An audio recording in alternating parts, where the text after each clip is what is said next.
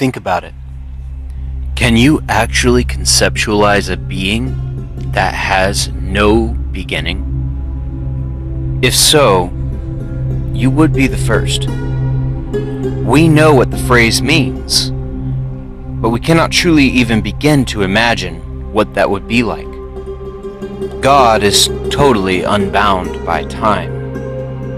The beginning and the end of time are stretched out before God like a canvas, his masterpiece. The brushstroke upon his canvas can see nothing more than the paint around itself. It cannot comprehend or even behold the painting. How much less could he understand the artist himself? The only one who could understand either of these is the artist. All else is upon his canvas. Likewise, a musical note intoned within a symphony has her beginning and end. She resounds within her appointed measure, and then she suddenly stops and is no more. She cannot understand the meaning of the other notes, rising and falling in succession with her. She cannot even know what her own tone truly sounds like, especially within the greater context of the symphony. She knows only the noise. How could she begin to understand the person and nature of her composer? Only the composer comprehends her place within his masterpiece, and how she contributes to his symphony. He alone knows himself and the meaning of his art. These are weak analogies of what we are. But if God painted himself into that picture through the entire masterwork, then those creations within it could experience him as one of their own.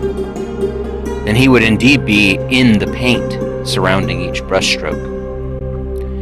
If he inserted himself as a thrumming bass line to which all the other notes may attune throughout the symphony, then the composer himself, in a real way, would be present in the noise surrounding the musical note. It is impossible to encounter the actual author of a story within the book itself. We created characters in this epic story we call reality could never really know anything of the author if he did not disclose himself within the book somehow. If God wrote himself into the story of redemptive history, manifesting his person truly as one of us, the main character, then we, the created characters, could know him and interact with this central character. This, in my own feeble way, is an attempt to explain the way the Bible teaches the incarnation of God as Jesus Christ.